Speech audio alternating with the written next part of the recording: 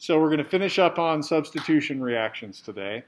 And we need to talk about, we need to review the stereochemical consequences of substitution reactions, SN2 versus SN1.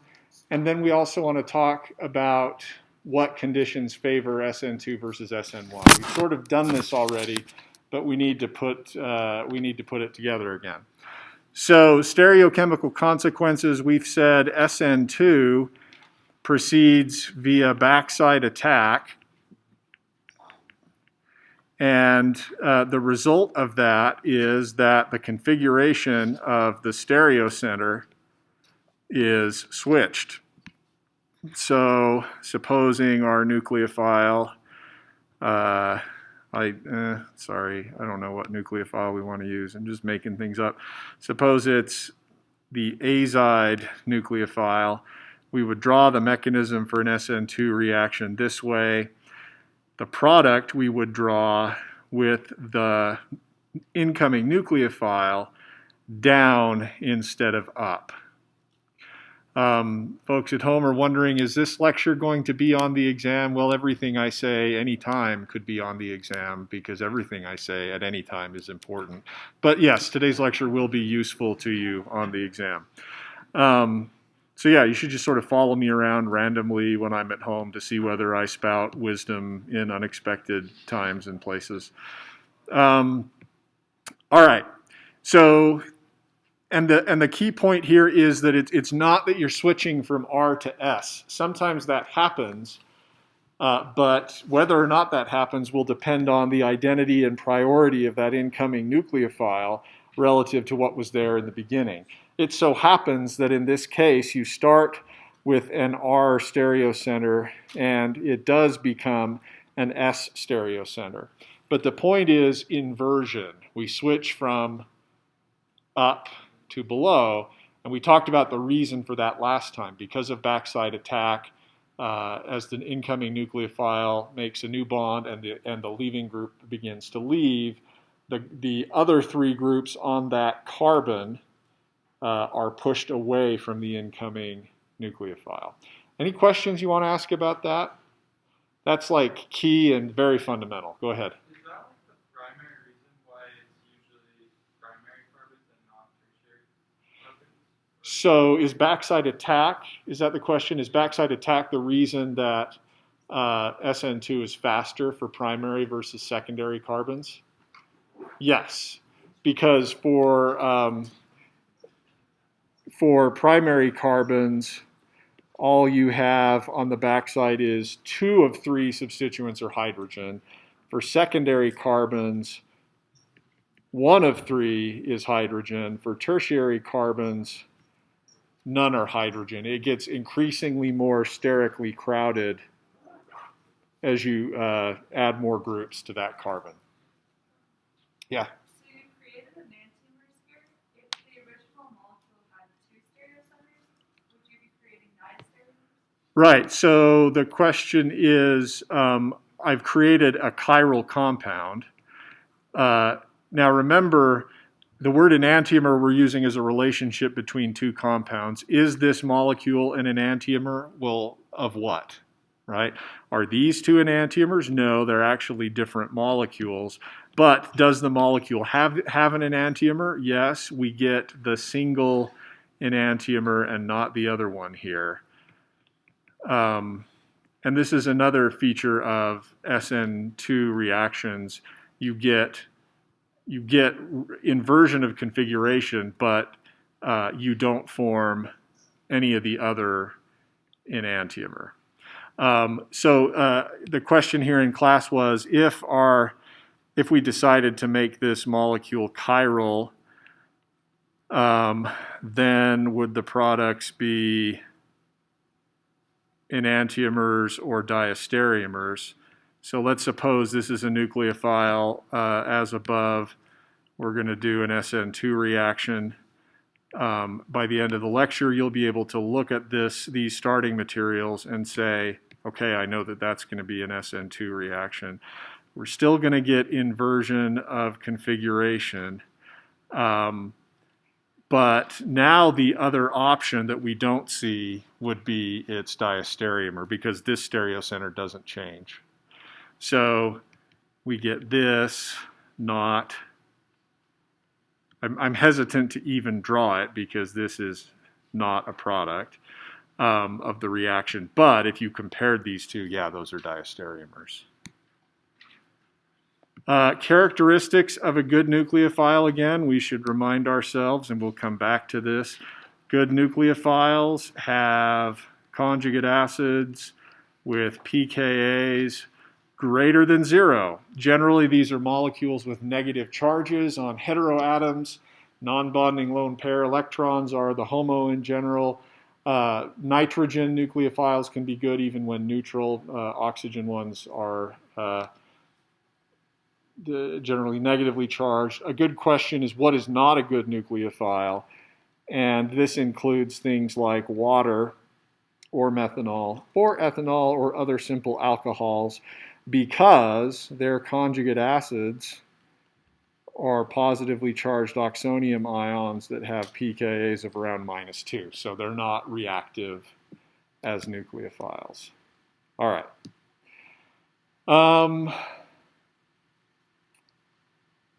Okay, so that's critical for you to be able to master. If you think a reaction is SN2, and if it's occurring at a stereocenter, you have to show inversion of stereochemistry in the product.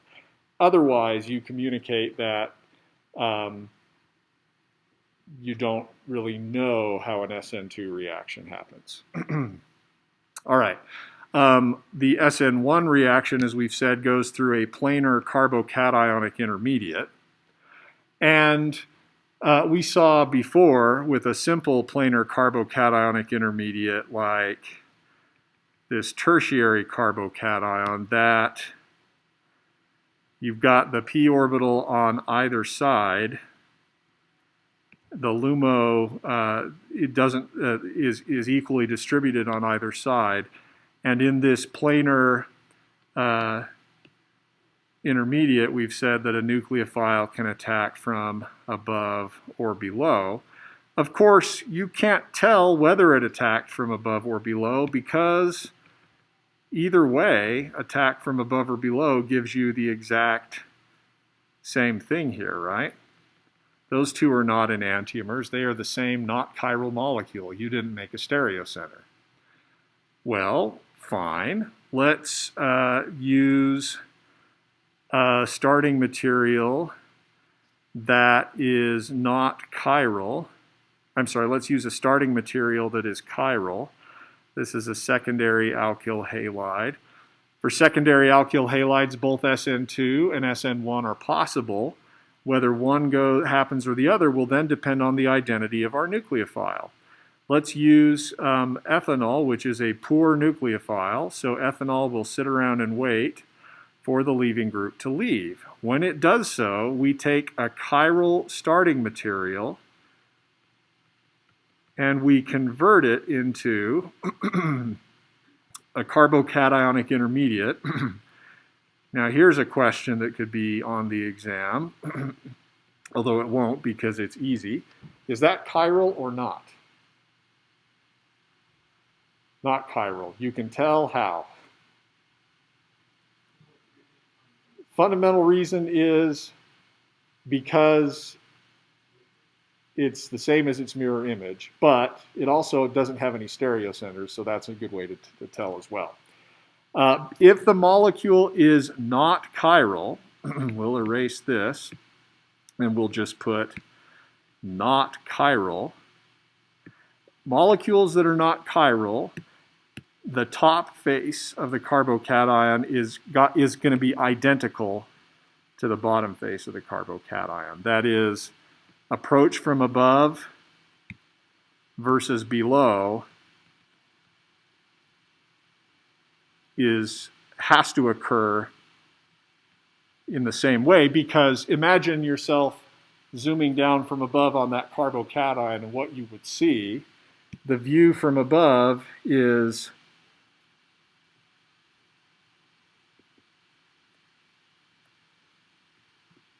okay. Now imagine zooming up from below. What is your view from below? Are those different? No, they're exactly the same. And so it turns out that the rate of attack from above and the rate for attack from below have to happen at exactly the same speed. And that means that we're going to form the resulting products in equal amounts. Has to be a 1-to-1 ratio. These two are, another way you can tell that is because these two are enantiomers. Enantiomers must have the same chemical and physical properties, which means that includes stability, that includes rate of formation, anything that could influence whether one product was more favorable than another has to come out dead even for enantiomers. The only time you can tell enantiomers from each other is when you put them in the presence of a molecule that's already chiral. That was our classic right-on-right handshake versus right-on-left handshake. A chiral molecule can tell the difference between two enantiomers. Okay? So let's push this just a little bit further and let's try to come up with a situation, and I think we can use the one from the practice exam, where the intermediate is still chiral. So this is a tertiary alkyl halide. Happens to be a chiral starting material. And I'll point out, notice that because our intermediate is not chiral here in this example, any information that we had in the chiral starting material is lost. Once the leaving group is gone, the intermediate is not chiral, and from that point on, there can be no preference for above versus below. All right, so now we've got a chiral starting material. Let's keep the same reagents. This is a tertiary alkyl halide with a poor nucleophile. SN1 is it. So we're going to draw the planar carbocation intermediate. Now let's answer the same question, chiral or not?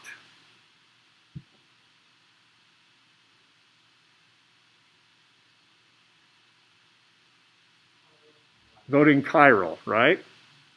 How can you tell? Still got a stereocenter, right? Now, we did lose a stereocenter, right? We had one. We had two stereocenters. We've lost one. That is not a stereocenter. So we did lose configuration at that stereocenter. Nevertheless, the intermediate is still chiral. What this means, then, let's draw what a nucleophile would see when approaching this molecule from above versus below. So here I'm drawing the empty p orbital on that central carbocation, and this is the above view. Now let's go for the below view. If I were zooming up from below, here's what I would see. Do you see any difference between the above view and the below view?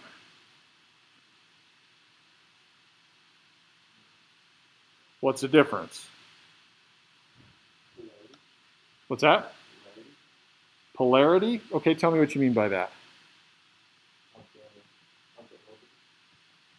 Okay, yes, we've got yellow versus blue. So yeah, we do have a change in wave function sign. Now, in terms of orbital overlap, that's not going to be a problem. Either way, the nucleophile will be able to overlap with that orbital. But tell me this, in terms of the rest of the molecule, do you see any differences?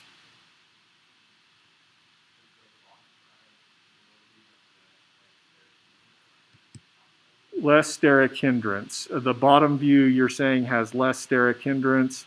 What do you mean? What could get in the way? Right. On the top face, you've got the methyl group that's on the same side as your approach. If you approach from the bottom, you've got the methyl group on the opposite side, and it's going to get in the way less. So the above approach is different from the below approach. This means they don't have to happen at the same rate or to the same extent. So if we take the above approach, our nucleophile is going to end up on the same side of the molecule as the distant methyl group. If we take the below approach, our nucleophile ends up down on the opposite side as our methyl group. And so far, we've just considered the fact that the two faces of the molecules are different, but we haven't even talked about whether or not these two, yeah, Hallie at home, the above or below refers to just from the direction from which the nucleophile is attacking. What's the relationship between those two molecules, stereochemically? Are they enantiomers? Diastereomers, you can tell because we've switched configuration at 1, but not all stereocenters. This purple stereocenter wasn't even involved in the reaction. It's not changed.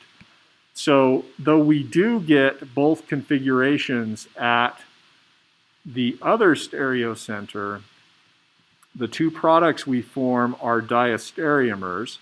They can have distinct or different stabilities and rates of formation, and they don't have to form in a 1-to-1 ratio.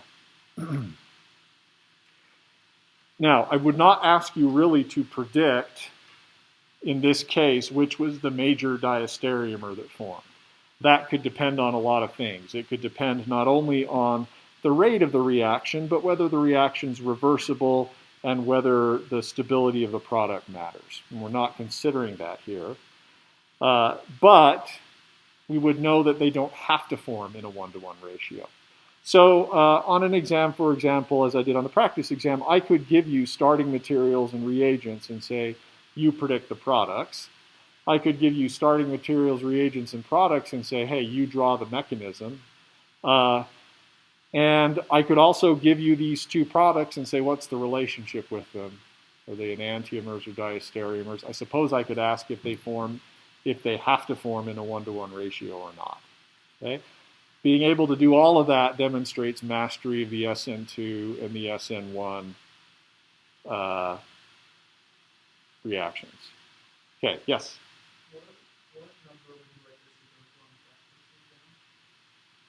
What number would I like you to go to on the practice exam? Oh, sure. As I recall, I think I said that we're not going to do any of the ones like questions 25 through 34. These are all from the point of view of considering both substitution and elimination. It's fine to do them from the substitution standpoint, but you're not expected to do the elimination parts. You can also, if you want, leave those for the future. All right, other questions. Why would something have to form in a 1-to-1 ratio?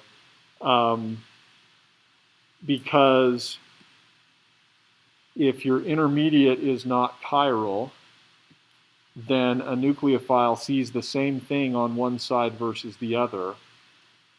so the products have to form at the same, to the same extent, at the same ratio, and you end up with the one-to-one mixture of the two enantiomers.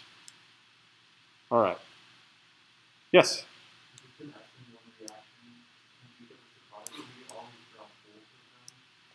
If it's an SN1 reaction and I give you the products, I either have to draw both of them, or I can do something else. And this is something else I wanted to actually talk about. There are multiple ways, there are a few ways in organic chemistry to write, to demonstrate what you mean in terms of stereochemistry, whether you mean a one-to-one mixture of enantiomers or something else. So, for a molecule with one stereocenter, let's take the molecule we made above. If I wanted to indicate that I formed both enantiomers, I could draw it like that. That's my one stereocenter, and it's got the two different configurations. An alternative that is equivalent is to draw a single enantiomer and then indicate in parentheses a plus or minus by it. That means a racemic or one-to-one mixture of enantiomers. And it's just fast, so we may do that sometimes in lecture. That's a holdover from optical rotation. Reminder that two enantiomers will rotate light by the same amount, but in opposite directions, plus and minus. The alternative, which is a little bit trickier and that I think some of you have seen but not known how to interpret, is to simply draw the molecule without stereochemical information.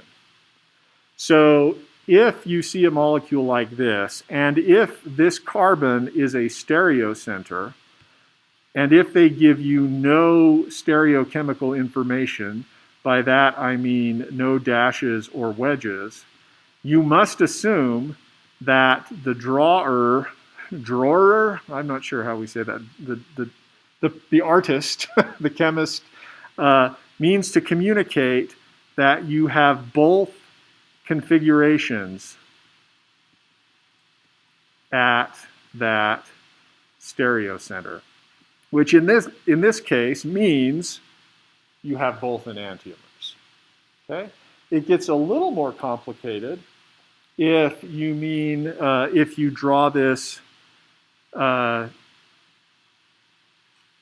If you have multiple stereocenters in the molecule. For example, a problem I think from one of the study guides gives you this and asks you to draw all the possible stereoisomers. When they don't give you, when you have stereocenters but no stereochemical information, you would note from this structure that stereoisomers are possible because you've got two stereocenters.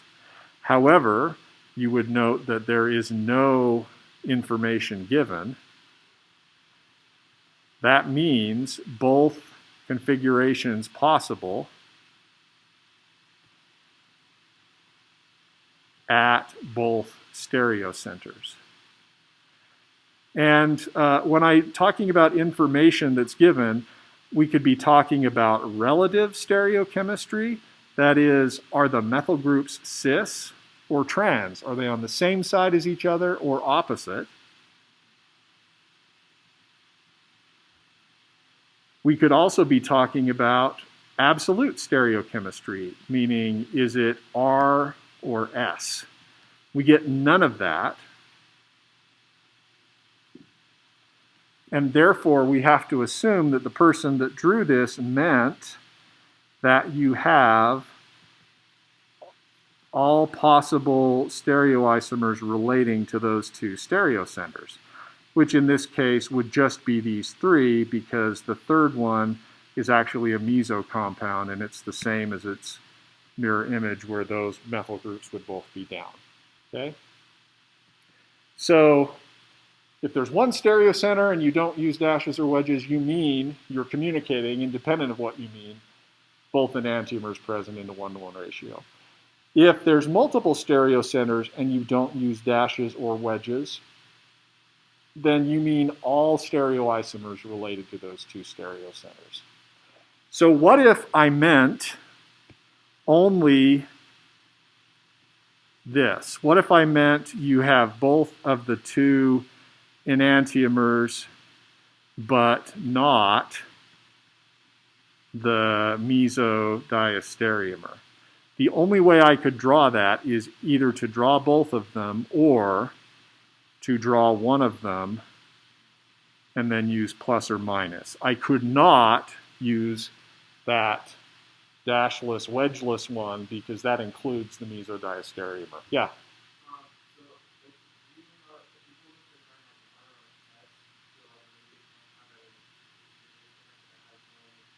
if you if you pull this Right. Yeah, so the question here in class for folks playing along at home is, if you're given something like this, can you assign R versus S? No, at least not until you draw all the stereoisomers, and then you could. And understand what this means. This means you have a mixture of all three stereoisomers. All right, so finally, let's test how well you understand this. Suppose, I've already drawn what the products are. Suppose I go ahead on my paper and I draw this as the product, or here's the nucleophile. Is that right, wrong? You've got some issues. What does it get right? What does it get wrong?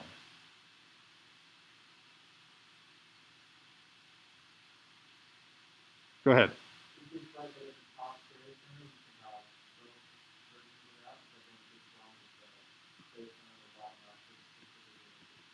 Yeah, let me repeat that for the folks at home. Drawing it this way gets the stereo center on top right because you have both possible configurations implied. I'm going to overlay orange and purple there to indicate you have both possible configurations implied there.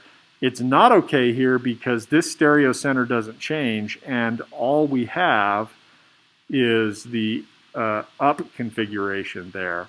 So if I wanted to not use dashes or wedges, I could do so, but I would need to leave the other stereo center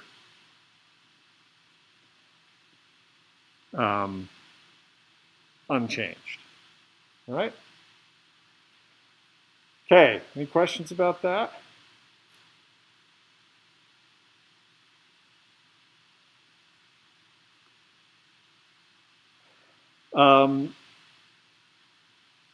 The other thing I couldn't do would be to draw, say, just the diastereomer on the right with a plus or a minus, because this one would capture both configurations at this stereo center, but would communicate that we also have the opposite configuration here. This answer doesn't even include the other diastereomer.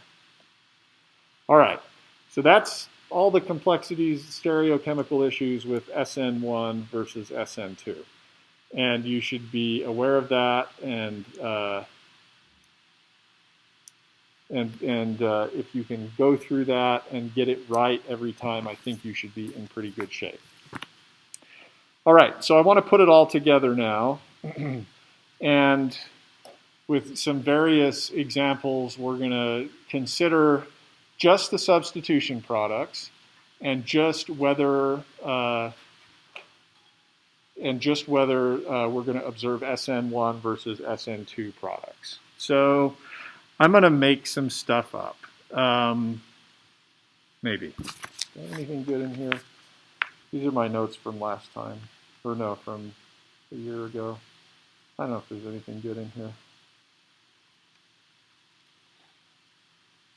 You have the added benefit of all the mistakes I've made previously, but the disadvantage of anything new I try, you're the guinea pigs on, and it could go not well, as you've sometimes seen. So, oh well. All right.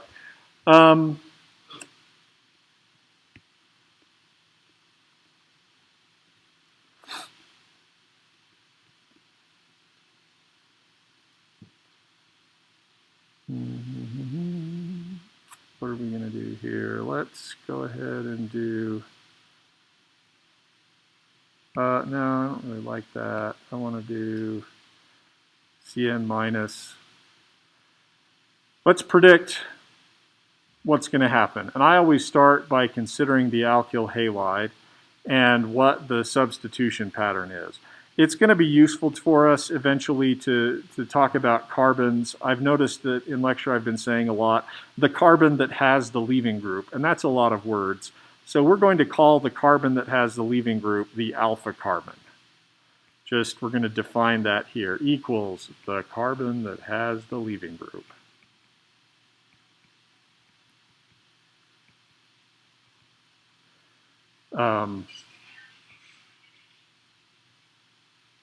Cool. My ringtones are not that cool. In fact, the ringtone for my mother is the Death Star alarm going off, because I figure when she calls, I better answer. Amber's ringtone is Yoda laughing, because that's kind of fun. It used to be the Minions going Beto, Beto, Beto, but I found that to be kind of annoying, and I would be kind of grumpy by the time I pressed answer, which was not good for our marriage, so I reassigned the ringtone.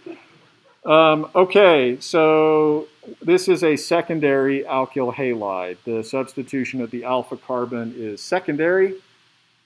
What do we know about that? What do we know about the rate of SN2 for a secondary alkyl halide? Slower, but possible, right? So we're considering SN2 slower, but okay. And then how about the rate of SN1? It's not as good as a tertiary alkyl halide, but probably possible. So that's good. As Jack Sparrow once said, that's even less than maddeningly unhelpful. But at least we know what our options are. So go ahead.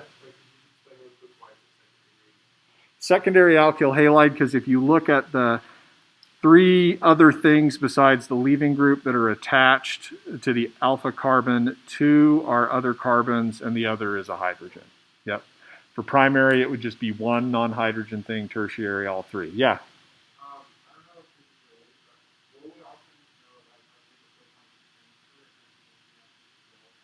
A question, I think, and it's going back a little bit, would you need to know how protons transfer in SN1 reactions? I think I can answer that pretty quickly. In the example we did before, our nucleophile was ethanol, but you notice there used to be a proton on the ethanol, so what the heck is going on?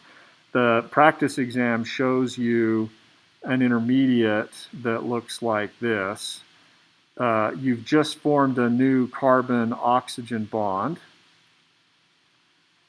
between the lone pair electrons on ethanol and the positively charged carbon. So now the ethanol oxygen is attached to three things and is necessarily positively charged. That's good enough, but what actually happens in solution is whenever you use ethanol as a nucleophile, likely it is also used as the solvent and is present in vast excess. Okay? So what can happen next is a simple acid-base equilibrium in which the proton is transferred from the positively charged oxygen on our molecule that we're interested. Oh, what the heck am I doing? That's, I don't know, that's just a methyl group there. From the positively charged oxygen that's on our interesting molecule to the oxygen of ethanol. Simple proton transfer reaction. If you want the arrows, lone pair from oxygen pulls the proton off and electrons go back on the other oxygen. This is acid-base chemistry, and to predict the position of this equilibrium constant, you would need to know the pKa's of the acids on either side of the equation, and they're about the same. So the equilibrium constant may or may not be close to 1, especially if we have a crazy large amount of ethanol. It might actually push the reaction to completion, And in any case, we know that removing the proton is reasonable. That's the product. Now, I'm never going to show you these two options and try to trick you and say, is this the product or is that one the product? Because that would be pointless. Yeah?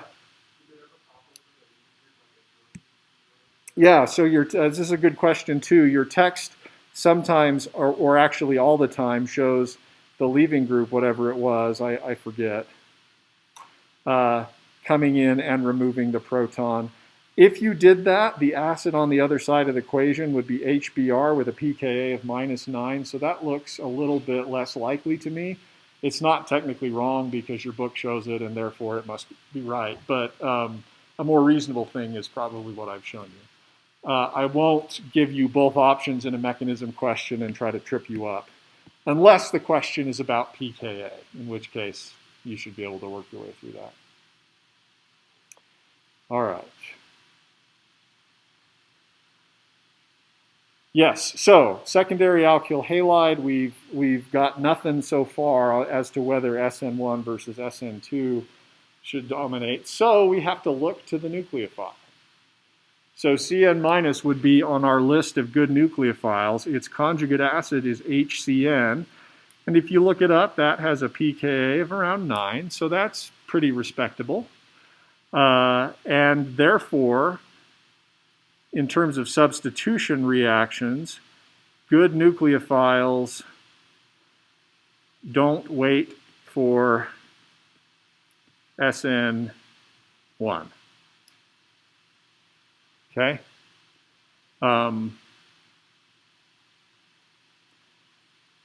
They're reactive enough that they go ahead and do SN2 if possible. We've already said that SN2 is possible, therefore, the reaction should be SN2. Now, I happen to choose a starting material that is not chiral. So we can't actually tell whether in our product that we draw, we can't actually tell whether this was attacked from above or below. But I was thinking of it on the fly, so let's just put something else on there so that there is a difference. I don't know. Let's slap I'm tired of methyl groups. Let's slap an ethyl group on there. Now, if I draw the product and I mean for it to be SN2, where do I need to put Cn- on that alpha carbon? Up or down? Down. Good. Okay, so that's one way. That's how I would approach this kind of problem. Now let's change it to SN1 just by changing the nucleophile that we're using. Let's use water. Water is a poor nucleophile, and poor nucleophiles don't do SN2. They're not reactive enough. They have to wait for the leaving group to leave. So, showing you only the substitution product, if you've determined that it's SN1, it can be helpful to draw the carbocationic intermediate with the positively charged alpha carbon, because that can help you remember that that thing can be attacked from above or below. So our nucleophile is water. I'm not going to show the last proton transfer step. I'm skipping ahead to the final neutral product. And those two would be the SN1 product. One from above attack, one from below. Let's see how much you've learned in today's lecture. Are those products required to form in a 1-to-1 ratio? Not in this case, because they are diastereomers. Good.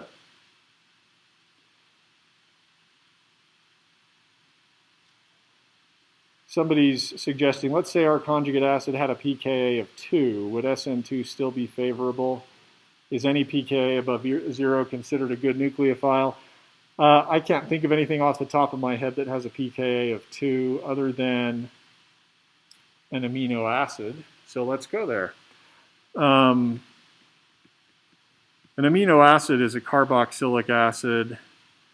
that has an amino group adjacent to the carboxylic acid.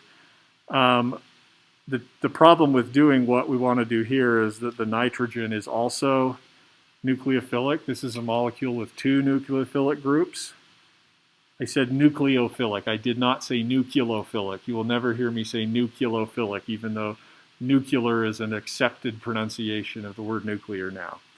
That started when you were very young in the days of ex-President George W. Bush, and it was somewhat endearing, I guess, from him, but then became grating from other people. But now it's okay. I'm sorry.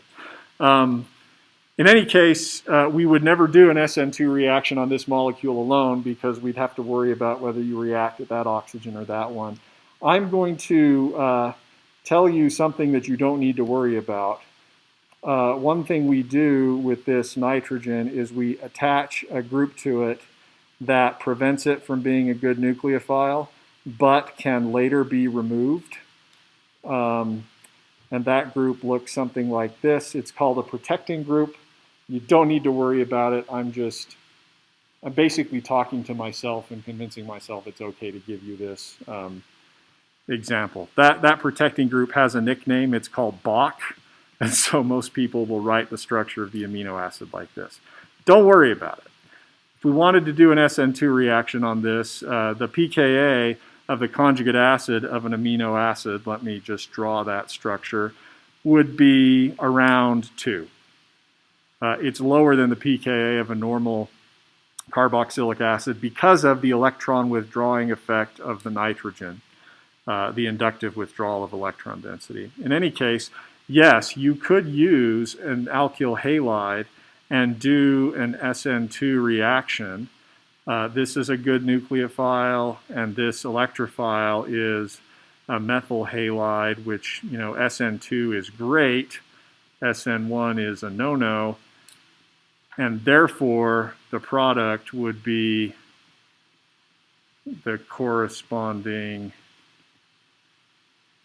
substitution product, where we swapped out this whole thing for the iodide. So yeah, anything that's basically above pKa of 0, you're good to go as a nucleophile. SN1 was not acceptable for this case because it would require going through a methyl carbocation, which is too unstable to form in solution. By the way, why is that? Why is a methyl carbocation less stable than, say, the tertiary carbocation? Hyperconjugation, the answer to everything, but then now convince me you know what that means. That sounded more accusatory and adversarial than I intended it. I apologize.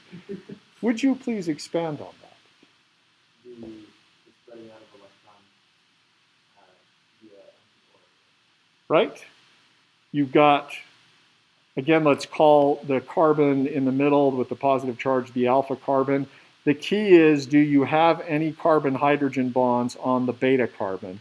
Because those filled carbon-hydrogen sigma bonding orbitals can overlap with and mix with the empty p orbital to give you a spread out LUMO.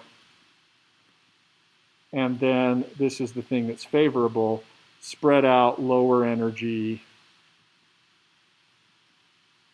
electrons from the CH bond. Yeah. So yes, the methyl carbocation doesn't have any beta protons. There's no alkyl groups attached to that alpha carbon, and therefore it's too unstable to form as an intermediate. All right. Other questions? Yeah. Just to clarify, there will be nothing about elimination on the exam. Let me think. Question 1. Question 2. I'm sorry, I'm just messing with you. No, there isn't.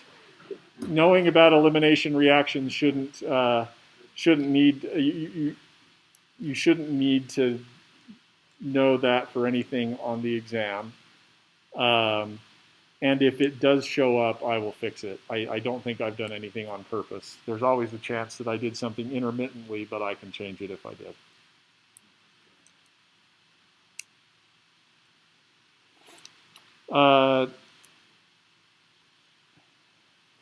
So one question that's kind of interesting is, what if you have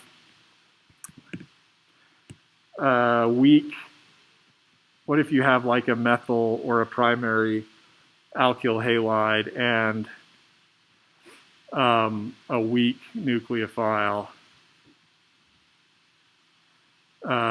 as your reactive material?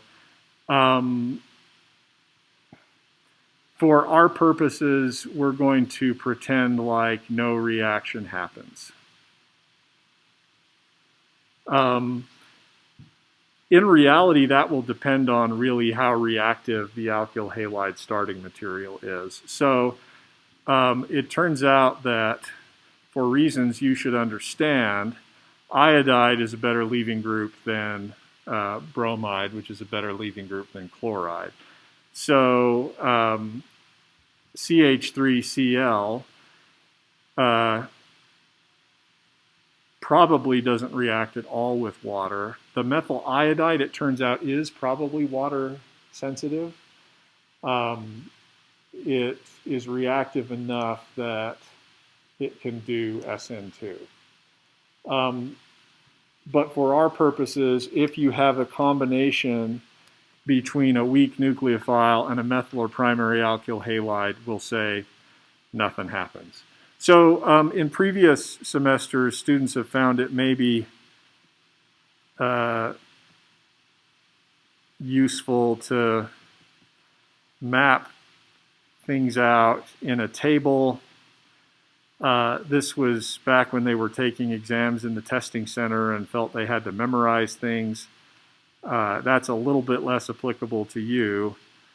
And the table will be incomplete because there's other things that can happen. We're not dealing with elimination reactions. But you know, it's useful to consider what can happen in each of these categories. For example, a good nucleophile with a methyl or primary alkyl halide will go ahead and do SN2. It'll do that with a secondary alkyl halide too. For a tertiary alkyl halide, you can't do SN2, so, oh man, so you have to do SN1 instead, even though it's a good nucleophile. For a poor nucleophile, we're going to say probably no reaction for primary and methyl alkyl halides, though we'll put an asterisk on that to indicate that that's probably an oversimplification. In contrast, a poor nucleophile with SN2, probably a poor nucleophile won't do SN2 because it's not reactive enough. It will wait and then do SN1. And then, of course, for tertiary alkyl halides, there's also no SN2, so SN1 is your option. And you can organize things in that way, and that can help you predict products in a reasonable way. Now, we're going to make this more complicated in the next couple of lectures because we're going to start talking about something else that can happen to these alkyl halides, elimination, and whether or not that happens will depend on whether our nucleophiles are also good bases. But that's a story that's complicated enough that I think we'll leave to another time. So with that, have a good weekend. I laugh to myself because you'll be taking my exam. So may God have mercy on your souls, I think is the appropriate phrase. Good luck, and we'll see you Monday.